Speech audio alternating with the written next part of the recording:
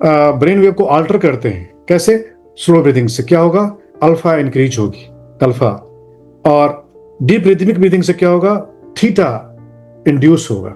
Slow से alpha में आओगे आप, और जैसे जैसे आपकी सांस डीप होने लगेगी, फिर क्या होगा? आप अल्फा से थीटा में आने लगेगा, और वहां से चांस है आप गामा में चले जाओ। ब्रेथ रिटेंशन, जिसको हम कुंभक कहते हैं, स्टेप समझिए। पहले सोलो ब्रीदिंग, फिर डीप ब्रीदिंग, वो भी रिदमिक, उसके बाद है ब्रेथ रिटेंशन, जब आपकी सांस रुक जाती है, जिसको हम अपनी योग की भाषा में क्या कहते हैं? कुंभक, होल्ड करना। आप कॉन्शियसली आप होल्ड करते हो शुरू में, कॉन्शियसली, फिर धीरे धीरे वो स्पॉन्टेनियस होता है, उसको हम केवल कुंभक कहते हैं। यू नो, 3 प्रकार के कुंभक है।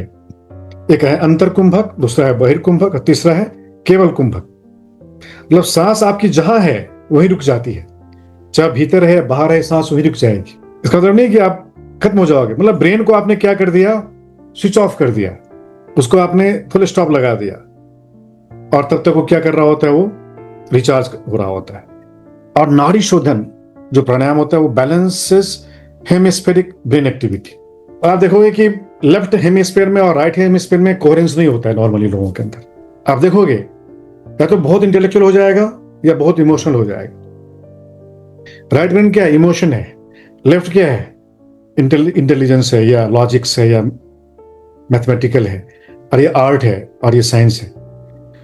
कई या तो बहुत ही साइंस में डूब जाते हैं, कोई बहुत ही आर्ट में डूब जाते हैं। कोहेरेंस नहीं, तालमेल नहीं होता, बैलेंस नहीं होता। और हम कहते हैं दोनों में बैलेंस होना चाहिए। आपको इमोशन भी चाहिए और आपको इंटेलिजेंस भी चाहिए। इसी को तथागत बुद्ध ने कहा था, प्रज्ञा और करुणा दोनों ही इक्वली इंपॉर्टेंट है। उन्होंने कहा था इंटेलिजेंस भी जरूरी है और कंपैशन भी जरूरी है। उनको पता था कि ये जो अभी मैं भोजन करूंगा उससे वो जहरीला है, मैं मरूंगा, मेरा शरीर मरेगा, उनको पता था। लेकिन इतना इंसिस्ट किया था उसने कि भगवान हमारे यहां भोजन कर लीजिए, इंसिस्ट किया था उनको। अब वो करुणावान थे, उनको पता था कि ये जहरीला भोजन है। Deliberately he ate that. And what was the consequence? His body started vomiting,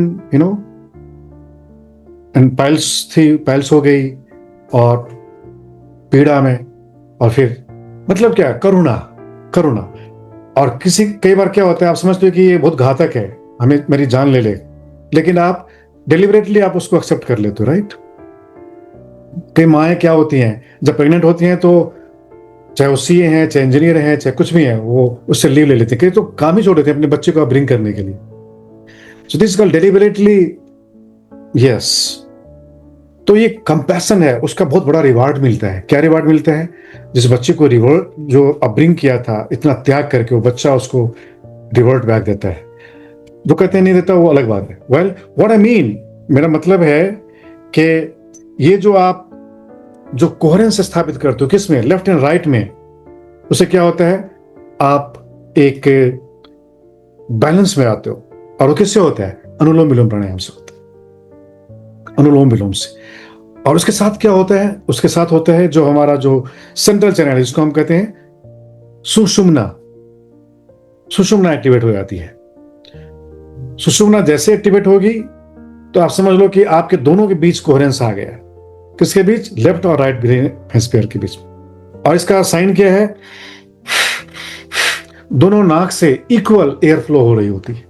जब आपके दोनों नॉस्ट्रिल्स से, नाक तो एक ही होती है लेकिन नॉस्ट्रिल्स 2 होते हैं, दोनों नॉस्ट्रिल्स से अगर इक्वल एयर फ्लो हो रही है, समझो कि आपकी सुषुम्ना एक्टिवेट है और आपके लेफ्ट और राइट ब्रेन हेमिस्फीयर में क्या है? बैलेंस है।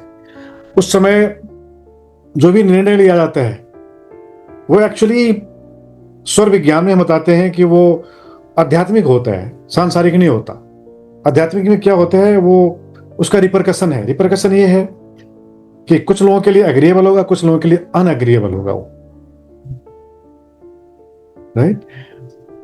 लेकिन स्पिरिचुअली वो बहुत रिच होता है। स्पिरिचुअली मतलब आपका साइकोलॉजिकल हेल्थ बिल्कुल ही पैरामाउंट उसका हाई होता है, हाई होता है।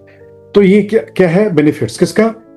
डिफरेंट अलग अलग प्राणायाम टेक्निक्स का। प्राणायाम ऑल्सो इन्फ्लुएंसेस वैगल टोन, ध्यान एंड ब्रेन वेव इंटीग्रेशन। जब हम प्राणायाम का अभ्यास कर रहे होते हैं तो धीरे धीरे ध्यान स्टेबलाइज होता है।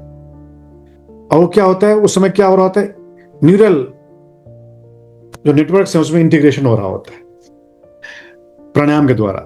और मेडिटेशन में alpha becomes stable and dominant. देखिए ये जो मैं बता रहा हूं ये बहुत ही प्रैक्टिकल है, ऐसा होता है। जब आप मॉर्निंग में योग करते हो हमारे साथ या खुद भी, तो आप ये वैगल टोन बढ़ा रहे होते हो, आप अपने इमोशनल इंटेलिजेंस डेवलप कर रहे हो, जिसको ईक्यू कहते हैं, इमोशनल क्वोशंट बढ़ता है आपका। आईक्यू भी उस समय बढ़ रहा होता है क्योंकि आपका अटेंशन रेगुलेशन कर रहे हो। तो और जिसका अटेंशन स्ट्रांग होगा, अटेंशन नेटवर्क जिसका स्ट्रांग होगा, वो इंटेलिजेंट होगा। कोई कारण ही नहीं है कि इंटेलिजेंट नहीं हो सकता, वो किसी चीज को इजीली कॉम्प्रिहेंड कर लेगा, जिसको हम कॉग्निटिव साइंस कहते हैं, कॉग्निटिव साइकोलॉजी कहते हैं ना। उसमें होता है ना, अटेंशन होता है, उसके बाद मेमोरी होती है, उसका cognitive psychology psyche cognitive mind बहुत ही स्ट्रांग होता है। तो this what is called intelligence, even ultra intelligence. और स्ट्रेस रिड्यूस होता है किससे, प्राणायाम से। नाउ ध्यान एंड ब्रेन वेव इंटीग्रेशन, जिसमें मैंने बताया alpha becomes stable and dominant, theta emerges as depth increases.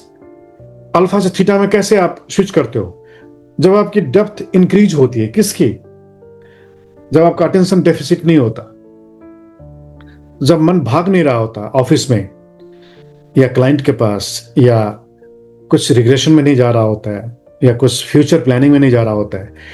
और जैसे ही आप फ्यूचर प्लानिंग में माइंड जाता है, तो आपके ब्रेन का जो इंटरसेप्टिव जो न्यूरल ड्राइव है, जो इंटरसेप्ट करता है, राइट, वो उसको पकड़ लेता है। इसको इंसुला कहते हैं। इंसुला क्या कहते हैं, उसको फील करता है। जैसे आपका माइंड भागेगा, आपके चेस्ट में टाइटनेस आने लग जाए, आप फील करना। जैसे आप फ्यूचर में जाओगे, आप स्ट्रेस में रहते हो, उस समय आपका ब्रेन भी टाइट होने लगता है, आपका हार्ट भी टाइट होने लगता है। इसका मतलब है बॉडी सिम्टम। इसका मतलब है कि आप चले गए या तो फ्यूचर में या पास्ट में चले गए। तो उस समय ये कौन डिटेक्ट करता है, इंसुला।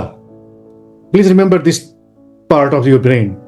इंसुला इंटरसेप्टिव ऑर्गन है जो कि डिटेक्ट करता है किसको, बॉडी टाइटनेस को डिटेक्ट करता है।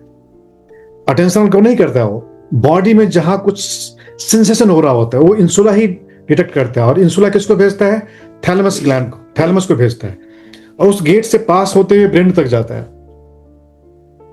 जो ये फ्रंटल कॉर्टेक्स है वहां जाता है।